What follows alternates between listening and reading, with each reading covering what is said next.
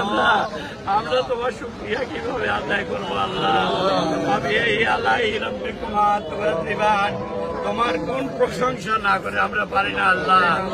আল্লাহ আজকে দীর্ঘ 29 বছর পরে আল্লাহ তুমি যে তোমার যে সাহায্য আমরা পাইছি আল্লাহ, আল্লাহ আমরা শুকরিয়া আদায় করার কোনো রাস্তা নাই আল্লাহ। আল্লাহ আমাদের প্রত্যেকের মনের কথা আল্লাহ তুমি শুনছো আল্লাহ। এই আজানের সময় আল্লাহ আসরের আজান পড়ছে আল্লাহ।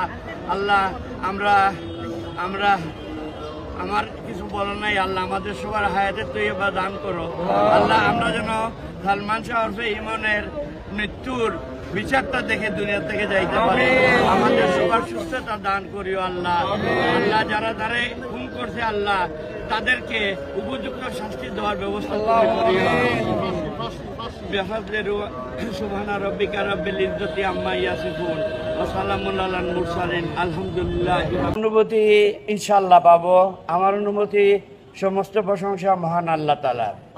আর আজকের এই মাননীয় আদালতের এই সিদ্ধান্ত এটার প্রাপ্য সমগ্র দেশবাসী এবং সালমান শাহ ভক্তদের। আমার বিজ্ঞ আইনজীবী যারা আছেন ওনারা বলবেন, আমার ক্ষান্ত দেন সবার সালাম। সবার প্রচেষ্টায় আজকে আল্লাহ তাআলা এটা কবুল করছেন বুঝছেন। ইনশাআল্লাহ ইনশাআল্লাহ ইনশাআল্লাহ আমরা প্রমাণ করে ছাড়বো যে এটা হত্যা না আত্মহত্যা। ইনশাআল্লাহ আপনাদের সহযোগিতা চাই, আপনাদের সাহায্য চাই ইনশাআল্লাহ। আজকের পাওয়া নিয়ে কতটুকু আশাবাদী ইনশাআল্লাহ। এবং আজকের এই রায়ের জন্য আমরা সন্তুষ্ট। মহান আল্লাহ তাআলার কাছে আমরা কৃতজ্ঞতা প্রকাশ করছি। আমাদের সবার আল্লাহ হায়াতে তৈবা দান করুন। আমাদের আইনজীবীর সাথে কথা বলেন। ধন্যবাদ। যেহেতু 3 বার তদন্ত হয়েছে এবং প্রতিবার আত্মহত্যা এসেছে, এখন একটা রাজনৈতিক পট পরিবর্তন হয়েছে, এবার সুষ্ঠু তদন্তের কতটা আশা করছেন এটা একটু আপনার মুখ থেকে জানতে চাই। শুনেন, আল্লাহর ইচ্ছার উপরে আর কিচ্ছু নাই বুঝছেন। আল্লাহর ইনশাআল্লাহ ইনশাআল্লাহ ন্যায় প্রতিষ্ঠা হবে, ন্যায় বিচার আমরা পাবো ইনশাআল্লাহ। আমরা পাবো। আর আমাদের পক্ষে আসবে ইনশাআল্লাহ। আইনজীবী কি ভাই? ঠিক আছে মামা, আপনি রেস্ট নেন। আমার নেই বিভিন্ন কারণে ওইটা আমলে নিছেন যে যার কারণে আমাদের এই ডিভিশনটা মঞ্জুর হলো। অর্থাৎ আমাদের এখানে বিজয়টা হলো যে একটা অপমৃত্যু হিসেবে চালিয়ে দেওয়া হয়েছে 25 বছর। প্রথমে 30 বছর হলো যে আপনার রিপোর্ট দেওয়াতে 25 বছর তারা ব্যয় করেছেন।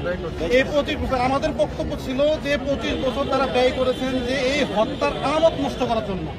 কিন্তু আজ আদালত যখন আমাদের রায় দিয়েছেন আমাদের পক্ষে যে এটা আসলে একটা হত্যা মামলা, তার মানে এই 25 বছর তারা যে সময় ক্ষেপণ করেছেন এবং ভুল রিপোর্ট দিয়েছেন, যে সঠিকভাবে তদন্ত করেন নাই, সেটা আজকে প্রমাণিত হয়েছে।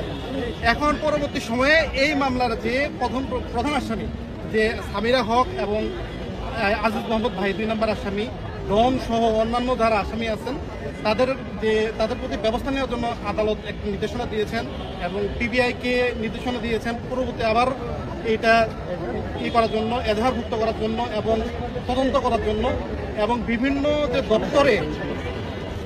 বিভিন্ন দপ্তরে যে এই রিপোর্টটা এবং আজকের যে রায়, এই রায়ের কপি যত দ্রুত সম্ভব আজকে আদালত পাঠানোর জন্য নির্দেশ দিয়েছেন।